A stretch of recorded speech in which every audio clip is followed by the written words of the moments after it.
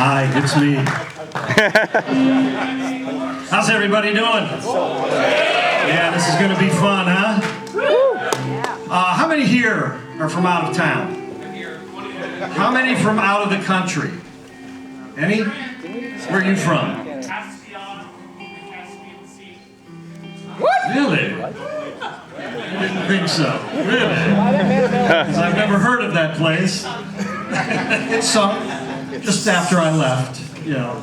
Okay, few things I need to say to you all. If you're planning on coming to the concert at the end of the day today, Jason Bonham and the Led Zeppelin Experience, originally scheduled for 4, is now going to be at 4:30. And the reason for that is we need to do a few more things with sound check, and if you have bought anything, you absolutely have to check out before you come in for the concert. You don't have to take your gear with you. You'll still be able to get your gear after the concert, but you just need to check out prior to coming into the concert. Everybody cool with that? Great. Okay, let's get this ball rolling here. I think they all know stuff about you anyway, but from 1994 to 2007, extreme metal guitarist Devin Townsend spent the time shocking the world as the frontman of strapping young lads and lad. I'm sorry. Wait a minute. Yes, it does say lad. Strapping young lad and the Devin Townsend Band. From there, he pursued a broad solo career. You were abroad? Okay, well, to each his own. A broad solo career in which he explored many different styles of music and developed the trademark production style he's known for today. Devin's creative approach to multi-track mixing has placed him among the ranks of Phil Spector and Frank Zappa. Now try living up to that. Ladies and gentlemen, Devin Townsend. Yay! Hey! How you guys doing? Woo! That's right, I'm an extreme metal guitar player, of course. Most extreme. Yes, we have to be subtle here, guys. This whole presentation is about whether or not we can operate with decorum and class in the ways that SweetWater has become accustomed to. Keep that in mind, and I'll start by saying that I thank that gentleman very much for not pointing out that I couldn't pee prior to the presentation. It's because it's okay, I've been holding it like since the beginning. So. Sorry. When there's anybody around anywhere, I just can't do it. It just tap is off. So thank you so much for taking me to the back, and it was like the Mecca. It was the back of the Mecca. The water was warm. There was like soft cello music playing. It was just so absolutely one of those perks for doing this here today. So I'm incredibly tired. I'm in the middle of mixing a bunch of records, and I was here last year or a year ago, and it was a whole different group of people. It was the industry people, and they were giving me the total stink eye from the beginning until I got really self-deprecating and said the word dubious a whole bunch of times, and then picked up and I let them have it. So this time, thank you guys for coming here, and you guys can leave, that's totally fine. But essentially, I thought to myself last night, amidst total lack of sleep, what are we going to talk about? I got an hour. Well, actually, I got 57 minutes. So what are we going to talk about? We're at SweetWater. We've got gear. Gear's coming out of our proverbial things that gear comes out of. And so what can I spend this time talking about? I've been doing this for 25 years. I'm Canadian. That's why I'm going to say a boat. A boot. It's going to be increasingly more prevalent as the time goes on, so just get used to it. And gear, music. Here I am, 25 years in, 30 records deep into this thing. I don't know why I do this. What did I want to do when I was a little guy? I worked at a welding fabrication place. We did sheet metal fabrication. I worked at like 15 restaurants. It's the thing. But I think I am wired to do music. So here I am, and the whole, I've got a guitar as my background thing because I didn't have enough time to prepare a background musical number. I thought I'd just sort of entertain myself and you with a bit of this. Wow. Anyway, It's not going to say wink, as it usually does. Don't be nervous, because you got your little stinky microphone, you're talking to a group of people about things that you're not comfortable with. Don't let that get to you, okay? Okay, so, gear. How does it affect your creative process? That's what I thought would be a cool topic to go on. And so check this out. I went back online last night in my underpants after Rick took me to a really fancy meal, and I was sitting there for the first couple of minutes poking my belly fat, just being like, why don't you just go to the gym? Forget it. So I went online and I started back with the very first guitar and amp and all that stuff that I ever owned, and I tried to put it in a chronological order so I can explain how gear has affected my musical development. Can we get away with that? Yeah. Woo! Yeah, okay. So check it out. I started with the logo, right? The low-res scan. So, music. yeah, it is. There we go. Yay! Come on, smile, buddy. It's a banjo. So, I know that's Canadian guitar. That's right. Grandpa's guitar. Started, I think, essentially with my grandfather, and he wanted to be a musician. It is a grandpa's guitar. Absolutely no sense of timing. So when Christmas time came along, he'd get hammered and just insist that we all sat around the piano while he just bashed out Johnny Cash songs. He'd be like, "Come on, it's a standard chord progression, son. You got it." And we're just like, "I hear that train coming." Murder Couldn't train. do it well enough.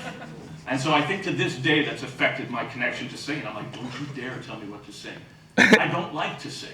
And I think it's just because of that experience. It's amazing how psychologically it's all tied into Grandpa! And anyway, while we were doing those Christmas things, this frameless banjo was sitting right beside the piano. And it was a piece of crap. And that is when I took off the internet, so that wallpaper there is not indicative of my childhood, or else it would be a mottled and depressed mess. But that was it. My dad used to play it until he worked at the metal shop too, and he lost his middle finger.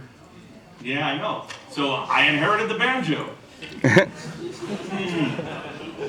And then someone came to my high school, like a troupe of musicians, and they explained what the instruments did. It was like, this is a banjo, this is a bass, this is an electric guitar. And I remember thinking, man, I would love to play the electric guitar. I could be in the Monkees. You know? So I begged my parents. I was like, I have to play guitar. It's my calling. And at that point, I was maybe 12 or 13 years old, and puberty was kicking in. I was interested in heavy metal all of a sudden. And so the combination of all that, and the begging and all this, my parents set out and bought me that! Now, surprising as it may seem, there are Sears in Canada. They deliver by walrus to our igloo. And it came one frosty April morning. And I opened it up and I was like, this is my guitar. Sweet. And my dad, who was very pragmatic sort, was just like, until you master that, you get nothing. So I was like, all right. So I sat on top of my bunk bed and I learned Motorhead by Motorhead on that. And I learned, what's that song by Crocus?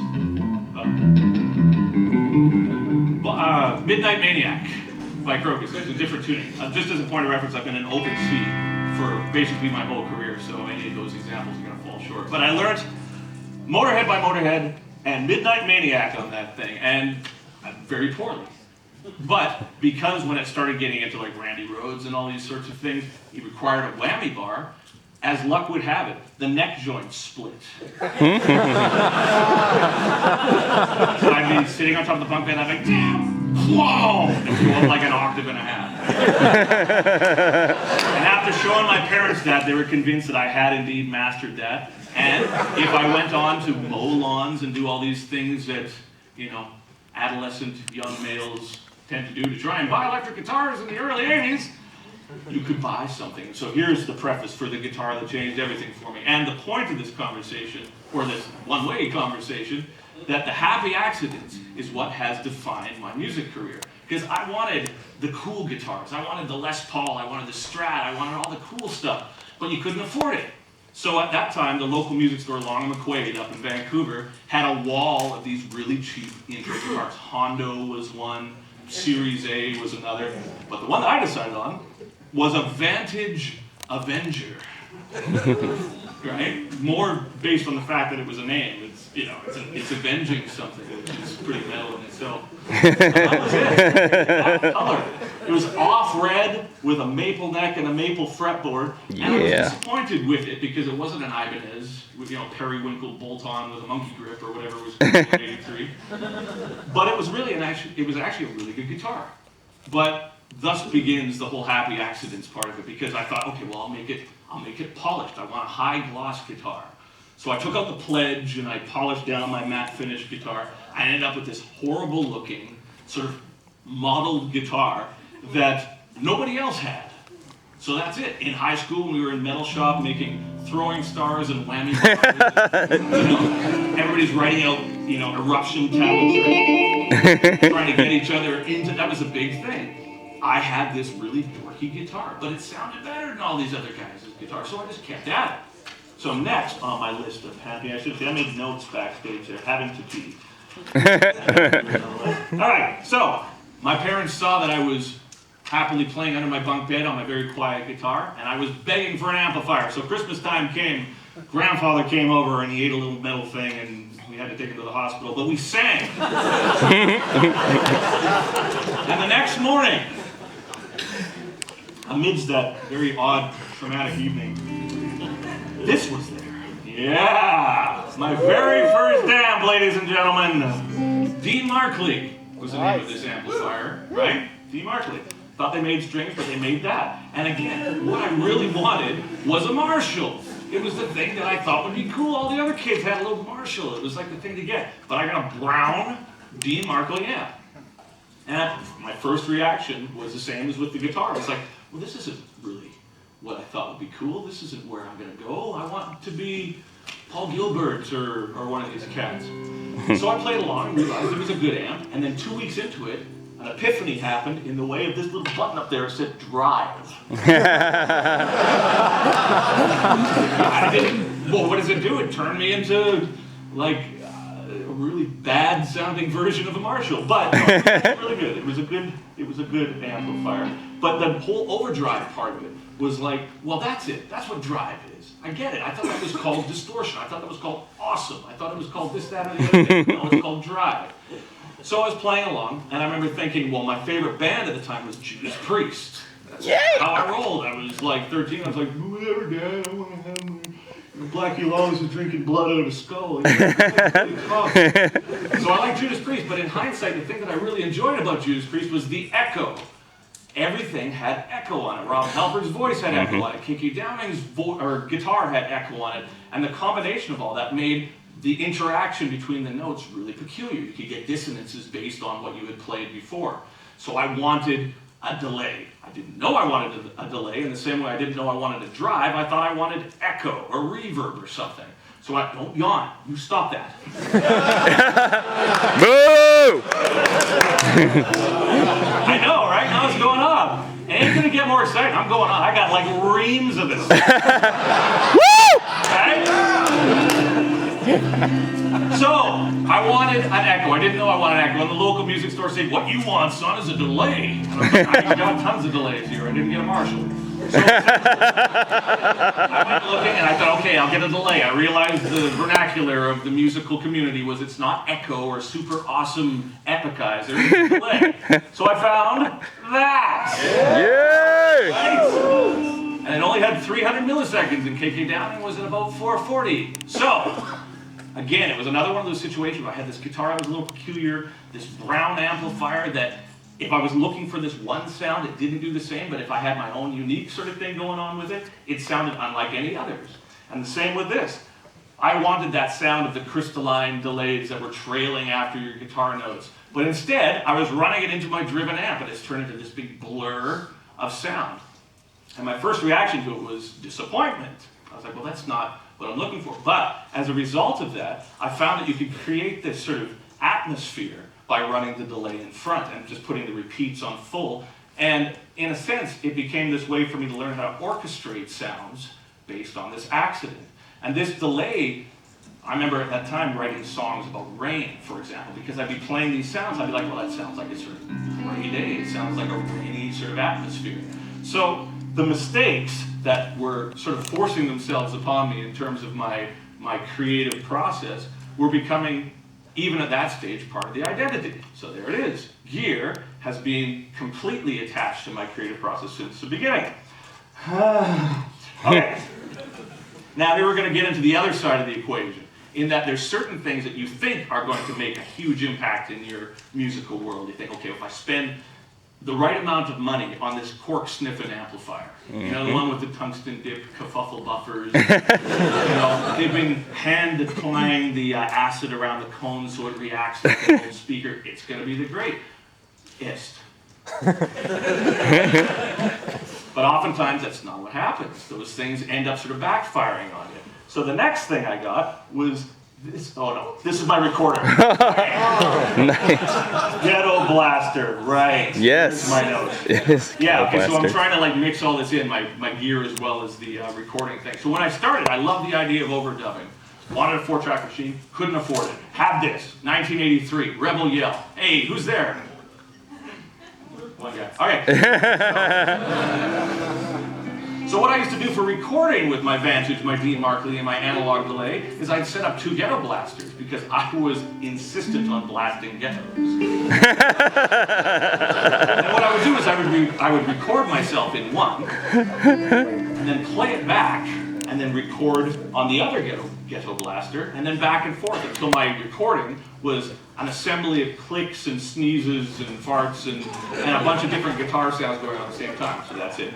Then getting on to the next one here, Series A. So I wanted a Randy Rhoads guitar really bad. Didn't really like it, but I love this look of it. I wanted a floating tremolo bar. Tremolo? That thing, bar. And then essentially when I got this guitar, I spent all sorts of money on it and it didn't work for me. It was a guitar that I had no creative attachment to it. And I found that there was no songs coming out. With my little crappy Vantage, I was writing songs left, right, and center. But with this, nothing. Looked the part, so I sold it. And I got that. Yeah. Right? Now this changed my life because with the mid-switch button, I could go between sounding something like Metallica to sounding something like Van Halen. And that was all I was looking for at this point. Still had the delays, still had all these things going, but this was the first amp that ever really defined what I was trying to do because it had reverb, it had 2 different distortions. But at the end of it, because at that time I was just getting into women. Well, actually, I had my girlfriend, and you were 15 or whatever, and it was one of those super awkward, like, oh, guys, we haven't got to be apart, and all this sort of stuff. So at the end, I was like, I'm going to give her my amplifier because she plays guitar too. And I gave her my amplifier as a show of affection and love because I'm giving something to her that's coming from my soul and all that. Then we broke up. So, Yep. That's how it happens. that prompted me to take my solace and go into band camp. Right? One time, band camp, well, of course. And at the band camp, they had another PV, and this one had a phaser in it. And I mean, what a trip that was. Talk about an effect that covered all your mistakes. So I sat in a room at band camp with the phasers going, wow, wow, and I'm just like, or whatever was my licks at the time. And I was like, I need to have this. Because all the flute players thought I was having it because I was playing a phaser and this amp, right? It was a PV Classic or something. And so I bought it. It was like $200. They were blowing them out. And so I took it home and it sounded horrible. It was so much worse than the one that I gave to my girlfriend. So, you know, at this point the conundrum began because it seems like music for me and people in general seems to go in peaks and valleys where you'll have an inspiration coming from life or gear or something. And then it sort of plateaus, and you go for this year-long period where you're like, I haven't written anything, I got nothing. And this was one of those periods. Not that anything I wrote at the 15-year point in my life was really worth much to begin with, but in my own mind, and it was dramatic, that's what happened. So, I thought I'd solve that by getting this. Except mine wasn't black, it was bright pink. There you go. Which was the mode of the day. So if any of you were alive in about 85 or so, or during adolescence at that point? No? No one? Anybody? Yeah. Come on. Yeah, see? You know, the guy who announced it was, you like pink too, right? But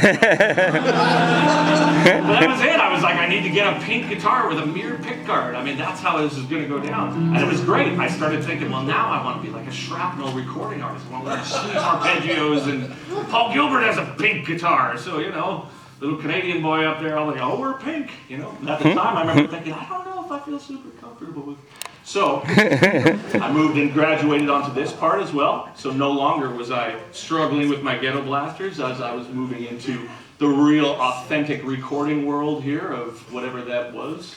Tascam with like apparently a witch's finger poking out the top there. Then next, I was just like, okay, enough of this. I'm realizing here that my entire emotional development when it comes linked to the opposite sex is dependent entirely of me playing guitar, because everything else, conversationally and personally and skill set wise, is limited. But if I can play Judas Priest songs, then they'll be like, hey, you know that nerdy guy in the background there is playing Judas Priest songs? Like, I need to get a Marshall stack. That's it. So I went down, and I was not fussed about whether or not it was like this, that, or the other thing. I was just saying, as long as it's a half stack, I'm good. So I ended up getting that. It's great.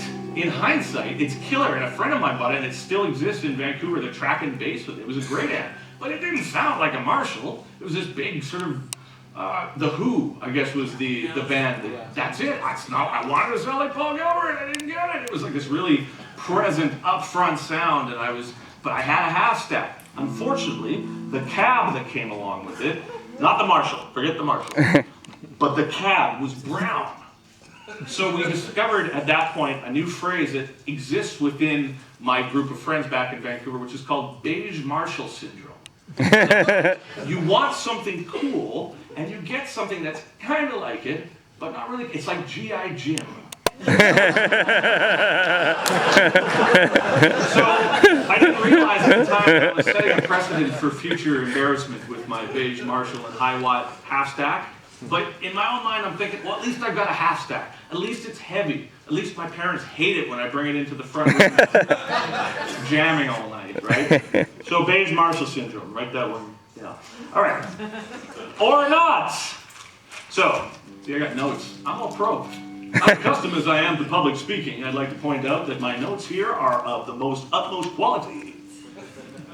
Hang on. Oh, that's good. What is that? Thirst break, yes, sir.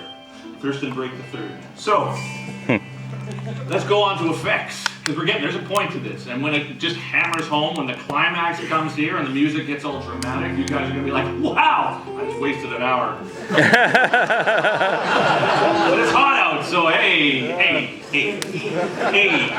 So effects, that was the thing. From there I was like, okay, well, I've got my beige Marshall, I've got my pink Dean guitar, I'm ready to roll here. Now what I need is effects. This is 85 we're talking, 86, Def Leppard. Everything's got reams of sizzling 8-bit reverb on it. And that's how we roll. So I wanted the image, I wanted the rack, I wanted the big 16 space Steve Vai rack with all that stuff in it. But I couldn't afford it. You know, I was mowing lawns and all that. So this came out. And this changed my world. I love that. But again, it's an effect. It's got all those things that I wanted, but it wasn't a rack. It was this strange little monster box. So at that point, I was doing my after-school job at the metal shop, and I would go work there and do terrible welding and things like this. And so I made like a little box that it would sit in. And that was it. This was my effects. My high watt, my beige Marshall, my pink Dean, and my REX 50. So, anybody remember that thing? No? No? Anybody? Just even if you don't. Hey, does anybody remember that thing? Yeah. Good, right? Okay, so. Yeah, me too. So at that point, I was convinced that the ridicule I was receiving for my pink Dean guitar was not going to increase my chances with the opposite sex in any way, shape, or form. I decided to get myself an upgrade in the guitar department, and I went for Yamaha. This was my guitar. It was kind of like an Ibanez, except cheaper. Yep. And just to underline my pink and horror, this is, That's right. Yeah? Right? That's right. You see the matching pink shirt with the bass player? Yeah. It says nothing about my personality or any proclivities. This is just simply in living color. And at that age, all you're trying to do is just attract anybody in the opposite sex. And I was like, pink, sure, great. How about acid wash pants? I got tons of them. They'll smell, but nonetheless, that was it. Old one-eyed. So, from there. But again, it was like one of these situations where I wanted an Ibanez, I wanted the floating trim, I wanted all this sort of stuff, but I couldn't afford it. But it inspired a certain creativity in my whole musical realm that I wouldn't have had I been thrust in the position that everybody else was going. All that sort of coolness that was going on with the Ibanez stuff, and it was cool, trust me. I couldn't afford it, so I didn't. But once I started getting better, and once I started being able to afford an Ibanez, I decided not to. And I decided to get that instead, which was the upgrade of the Yamaha. And it was a killer guitar. I still have that guitar. EMGs, the whole work. It was Metallica was starting to become more in vogue, and all these sort of heavy metal sounds, and all the recipes for what was supposed to be happening in music. If you didn't follow it, you were doomed, essentially. But I just found at that point, it's like, well, you're not going to get any cooler anyway.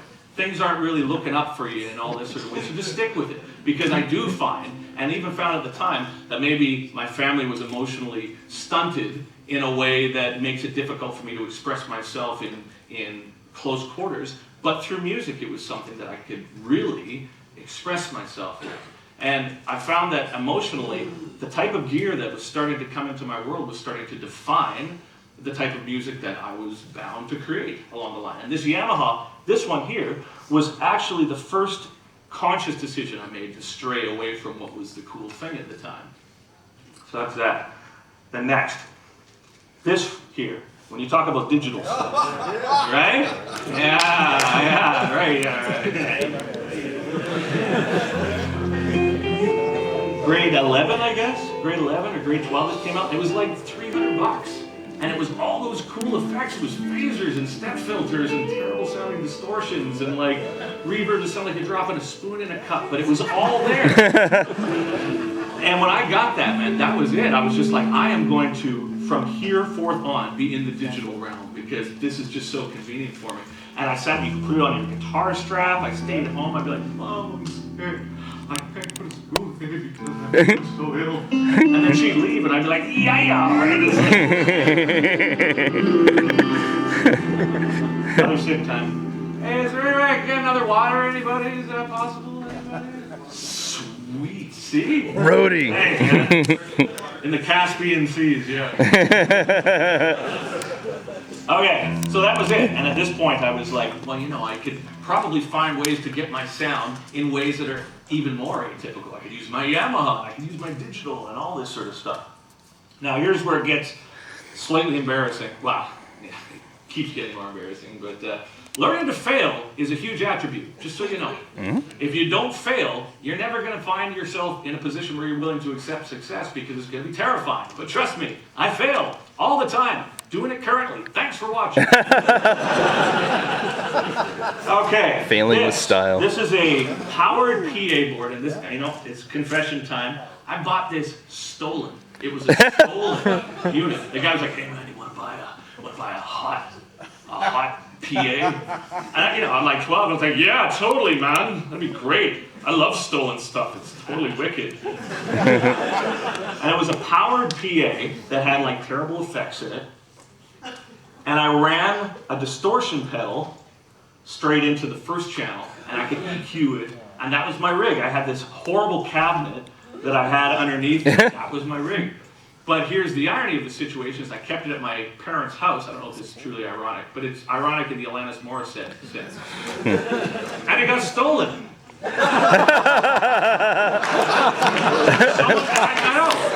know, right? They broke into my parents' house, which made me feel horrible to begin with, and they stole it. And I remember thinking, my parents were like, "Oh, what are you going to do? They stole your amp." And I was like, "Yeah, well, you know, things like that happen." What are you going to do? I mean, it's like, you know, you deserve that. You know? So that was my last, you know, the next time I was like, "Hey man, you want to buy a hot leather jacket?" I was like, "No." So next, what do we got next here? So now I'm moving up. At this point, I loved Enya. That's cool, right? Yes. Thanks, Enya and Andrew Lloyd Webber, right? Metal? Metal. Yeah. Sail away! musical, and there's going to be dancing, and it's going to be interpretive, and the breadth of my emotion is going to come out in my musical, and it's going to be a metaphor about this. Leotards. So this is what I was living on, because Def Leppard, Hysteria, and Enya, and all this stuff, it was just this huge, broad, expansive production with just layers of reverb and orchestration, and it had the real digital drum things, and so this is where it started evolving. I was seeking out more of the digital type of realm. I got this drum machine, and it sounds exactly like you'd expect it to. There was the 4-track machine I graduated to at the time, and it sounded very similar to the combination of that drum machine and that recording unit would lead you to believe.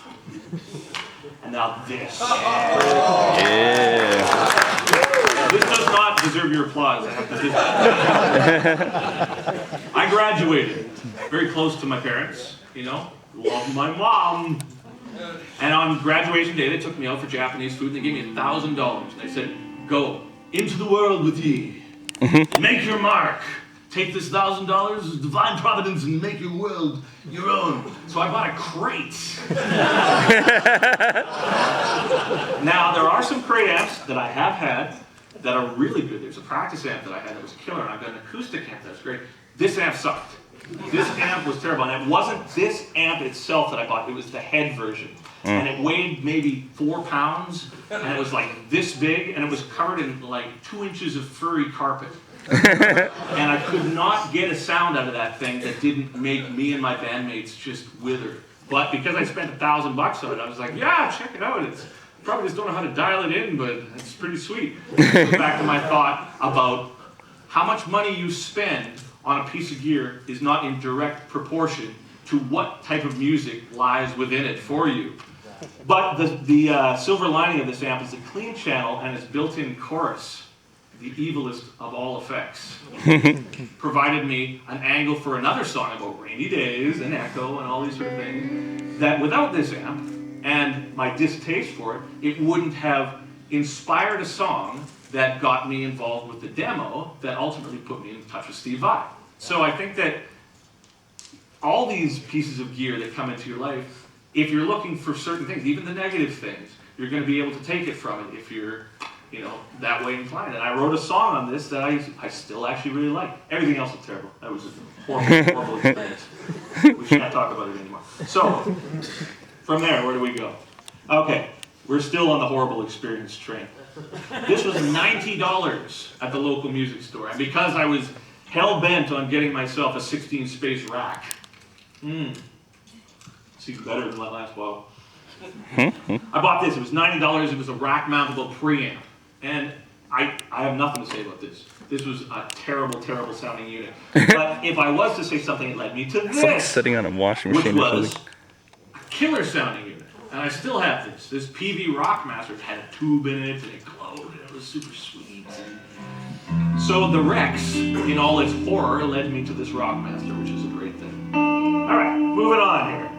Are we moving on? Yes. All right. This is a bass version of the only thing I could find that looked like the amp that I loved online. A solid-state Ampeg guitar amp. That's a guitar amp.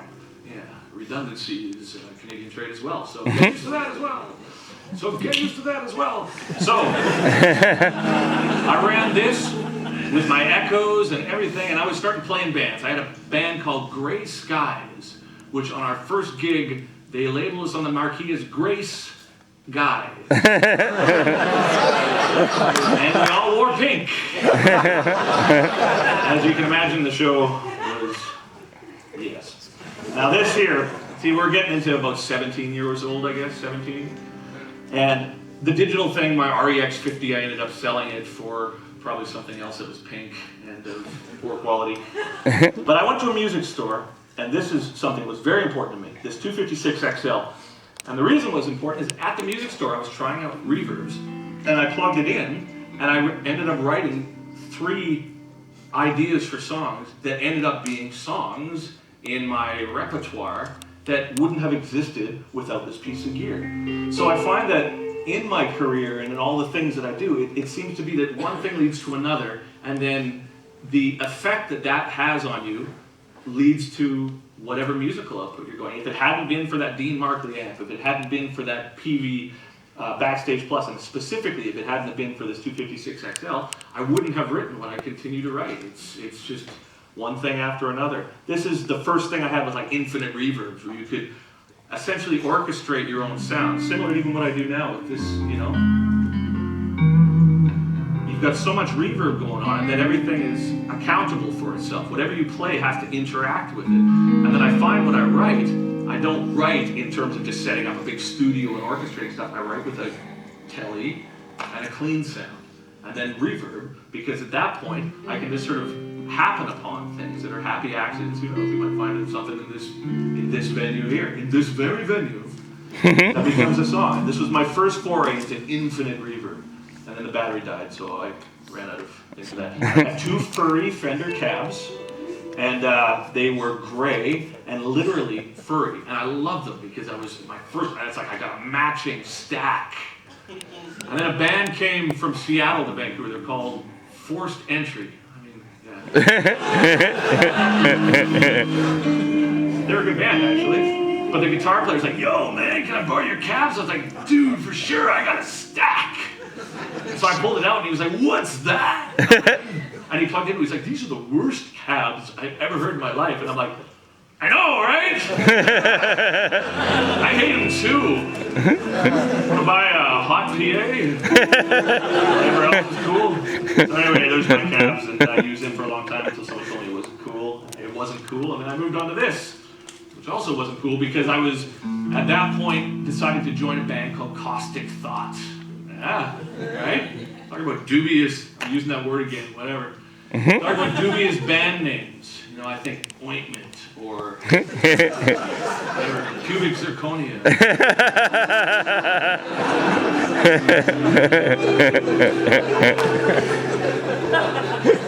Let's let that one settle in there.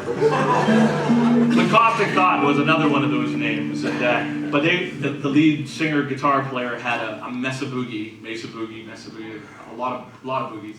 A 50 caliber, .50 caliber, and it was that was the Metallica sound. I was like, yeah, how do you get that? He says, well, I use EMG 81s in my guitar. Metallica does. Okay. I was like, well, I've got EMGs in my guitar. All I need is a crunchy amp. Doesn't matter what type of amp it is. As long as I got EMGs, just do it.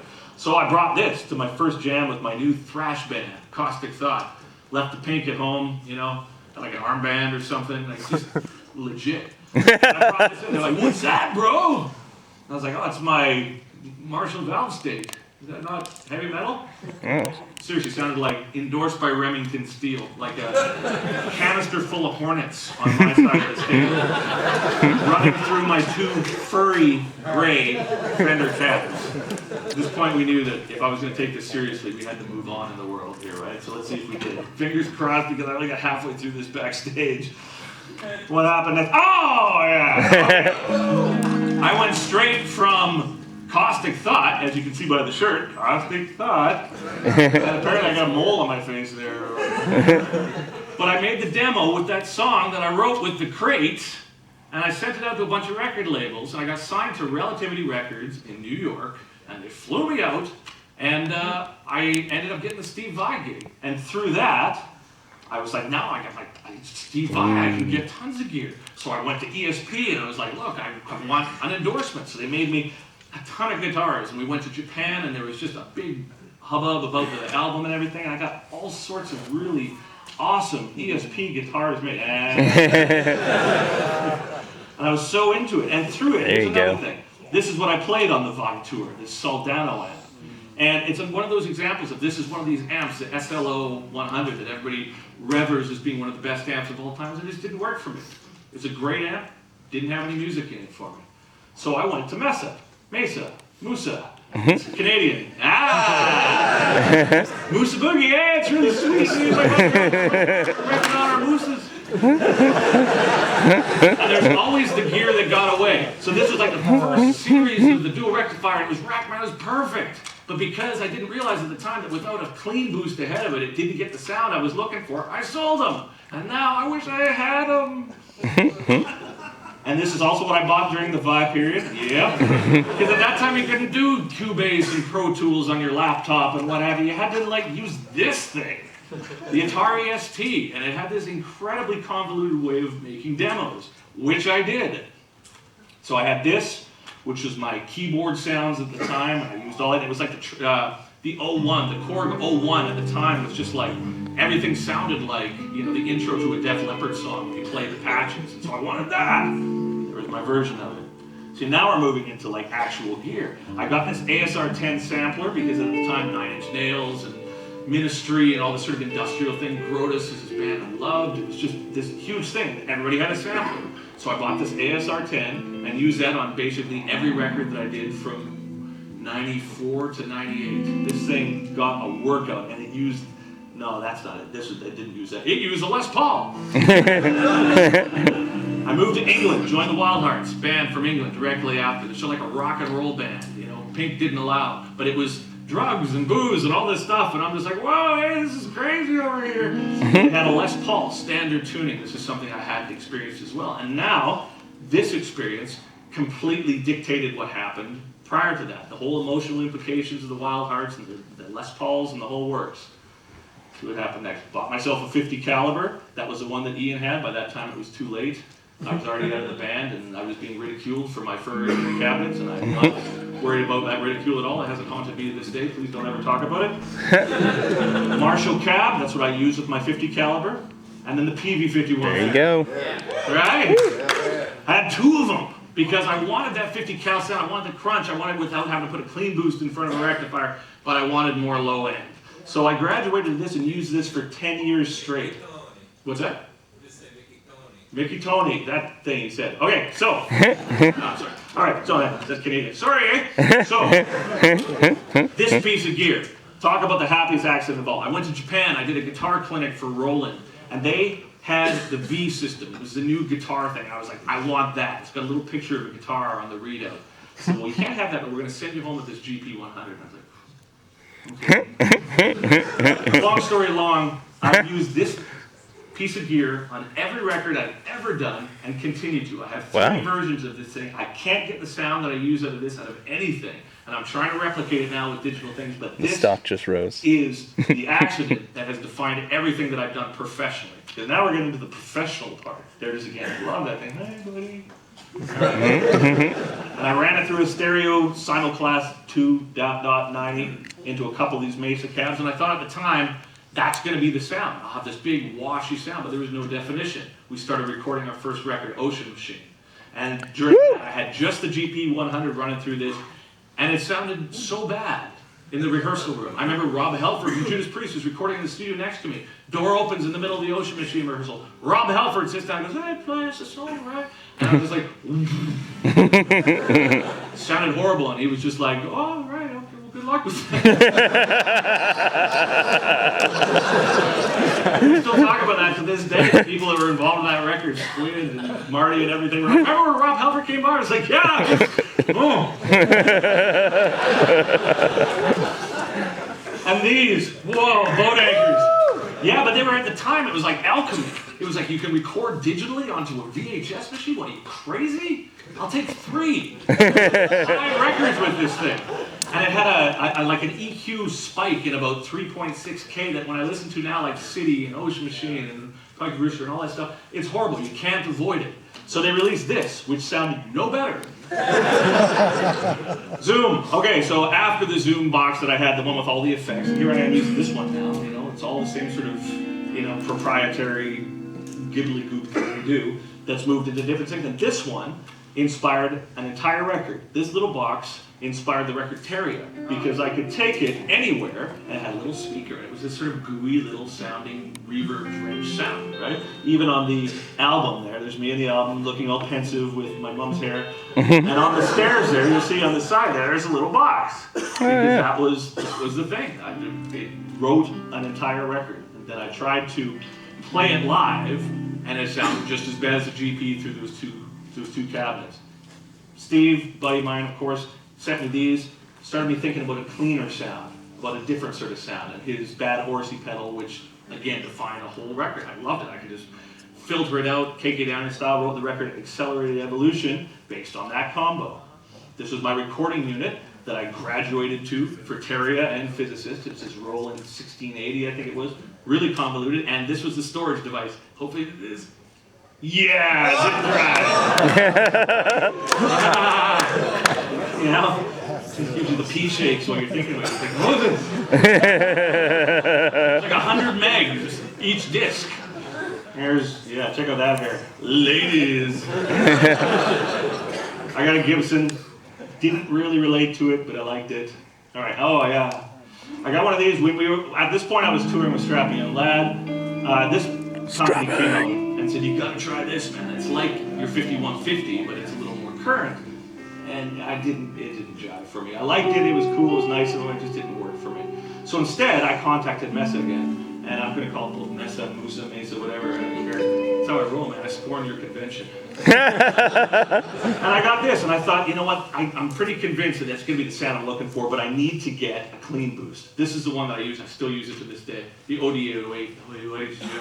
Yeah, this is what I use to this day. It's called the OD808. And the combination of those two things, the Mesa Musa with the OD808, is an awesome sound for me. I tried this one.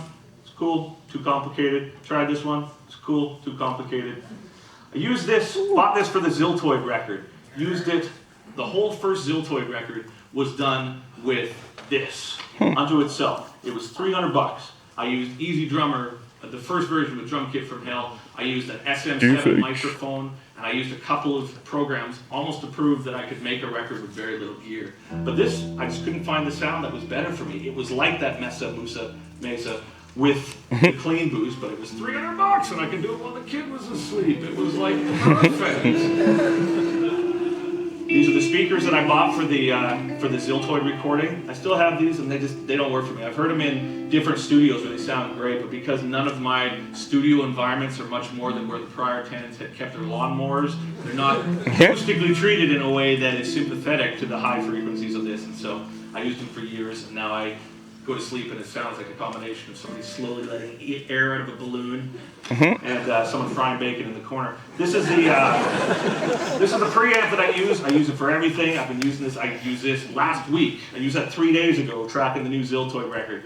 I spent a whole bunch of money on this thing. It sounds killer. I love it. Universal audio, whatever that is. There's a microphone. Yeah, it's a microphone, everybody. It's a mic. Yeah, all right, I'm flying through here because I see the time. I'm going to make this. All right, 414, I use this now. It's got a mid-spike in there that because my voice has got this nasal quality that I tend to think is annoying to most people, but for some reason, because singers annoy me more than that mid-spike, I continue to sing. This amplifies it. Great. But I use it for everything because it's $1,000 and I don't have much more than that to spend at this point. I rented a U87 for the new record. It sounds a little better, but it's still, you know. So if it doesn't sound significantly better, I stick with it. There it is.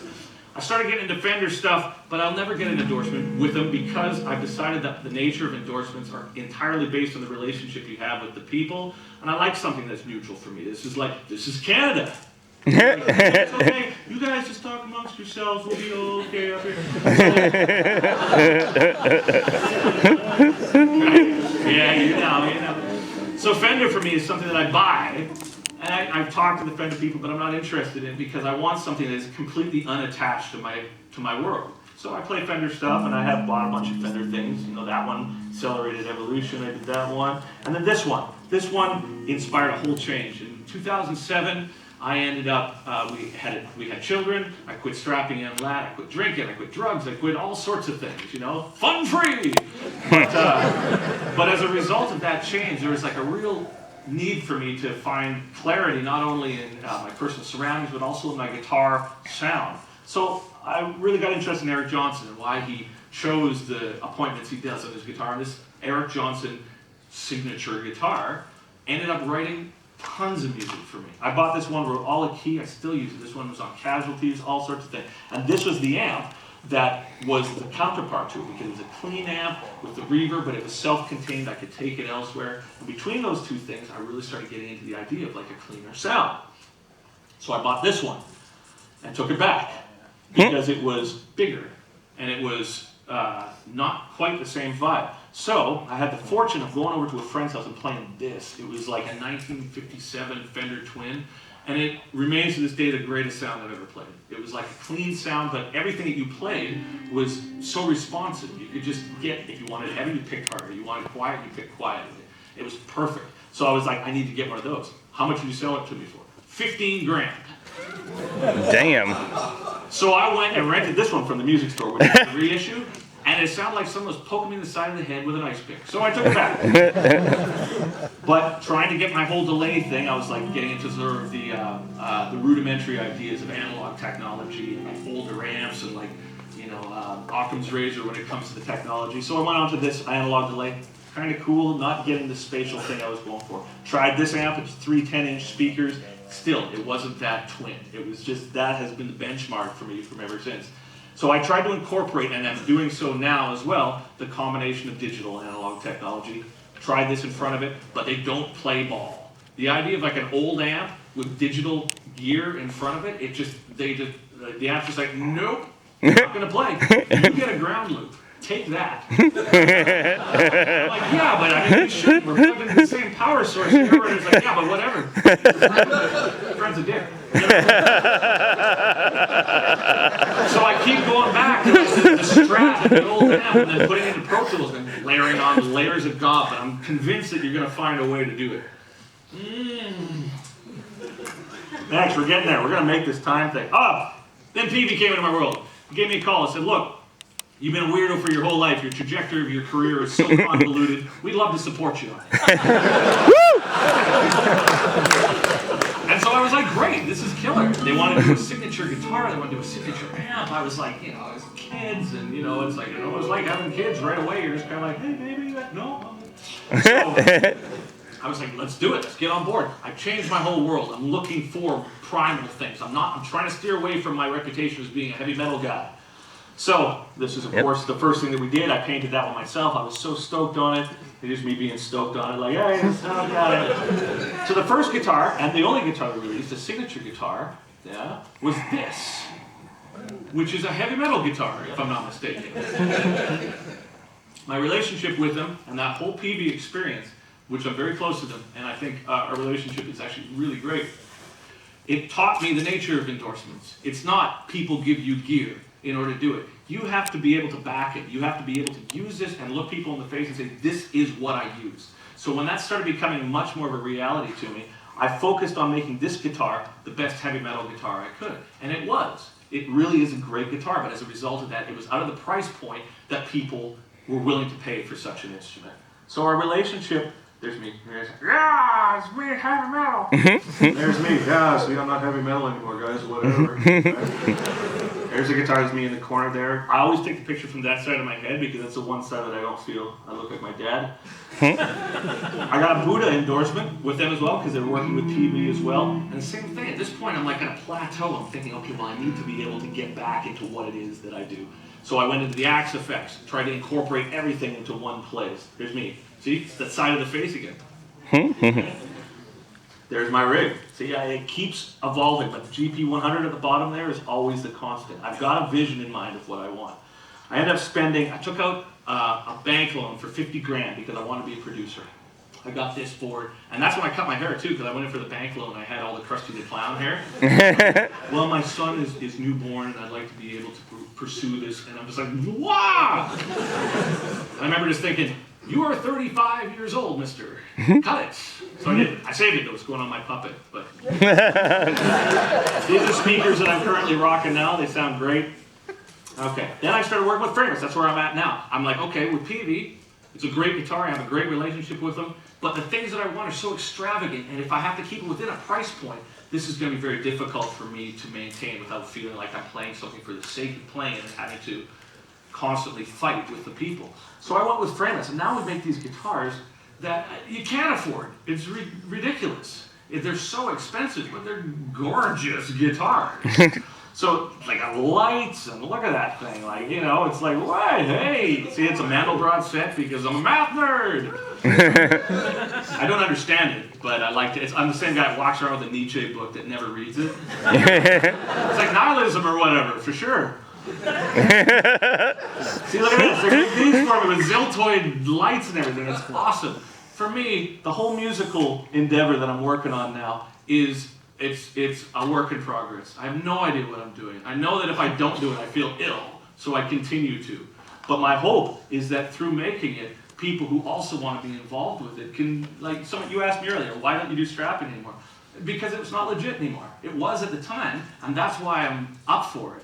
But now, my role as a musician is to be able to say, well, look, this is where I was at. This is why I did this. This is where I'm at. And I think that the relationships between people and between companies and between audiences and all that is what essentially defines what we do. So I hope that you can see some of this stuff and be like, yeah, I want that. There, you want that. It's working with them too, right? Yeah.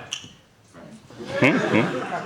Okay, Sadowski bass, because we're winding now. I got 6 minutes here, and I'm going to answer a couple questions, so I'm going to get into that in a second. All right, so here's an amp now. I just finished a record called Casualties of Cool, and it was a real throwback. I love Johnny Cash. You know, my grandfather passed away, and I'm thinking, trains, Johnny Cash, Grandpa. So I ended up getting this old one-knob amp. You know, I've got the whole digital thing that I've been doing, but I like the idea of just getting it down so you have one option with your sound, and everything comes from utilizing your skill set as opposed to a ton of different options. There's a guitar I'm using currently. It's like a Fender Tele sort of thing.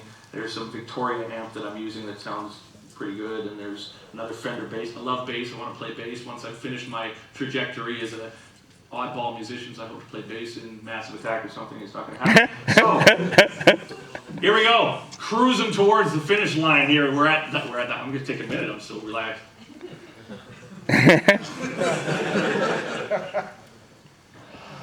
Okay, so software. Here's another thing. How do you put an intrinsic value on ones and zeros? You don't. It's software. However, for me, I like to support the companies that I work with because without this gear, I wouldn't have written music. Symphonic choirs and symphonic instrument became a center point to the Ziltoid record. It inspired me to be able to orchestrate things from my bedroom.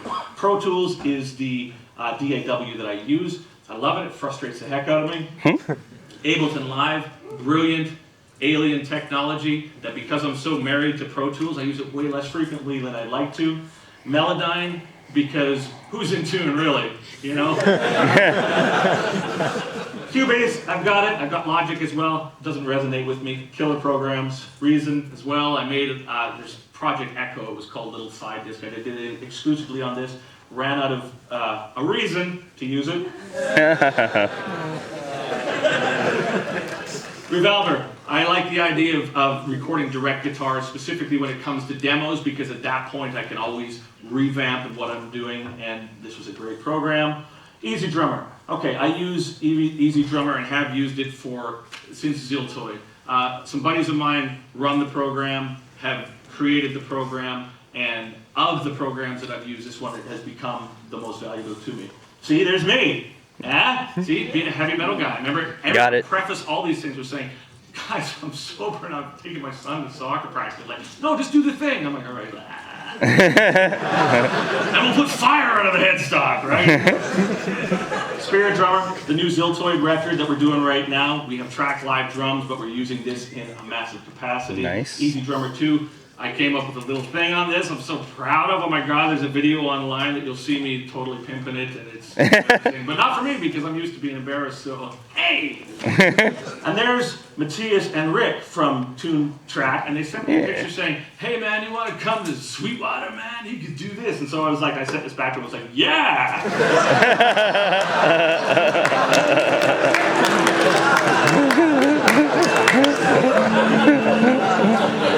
That's kind of how I roll, ladies and gentlemen.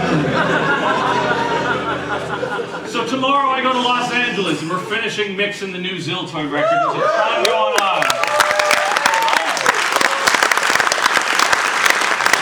I gotta tell you, ladies and gentlemen, it's my absolute pleasure to do this. If you are in the position ever that I'm in, if you ever get to be sitting up in this chair talking to you, sort of cancels itself out, it's like a parallel shift. You can't ever forget that not only you're accountable for everything you do, but it's just, you can't not do it. You have a responsibility not only to yourself and your family, of course, that's first and foremost, but you have a responsibility to your creative process. You have to follow it where it leads. And if that leads you to doing things that are peculiar and a little difficult for your demographic to follow, to not do that is a slap in the face to the people who put you here in the first place. So I'd like to thank you guys all for being here. And I'm going to do a thing. They're doing a TV thing. It's nothing, really. But I'm gonna go do that, and then afterwards they're gonna set a table out there, and I will come and sign and take pictures. And oh my God! If anyone wants to talk or whatever, I'll be there for a little while. So thank you again, guys, all of you. Devin Townsend. Give it up. Devin. We love you!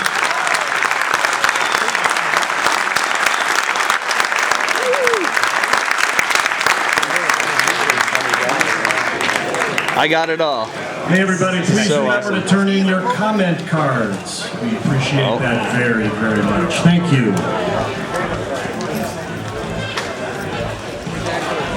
Better.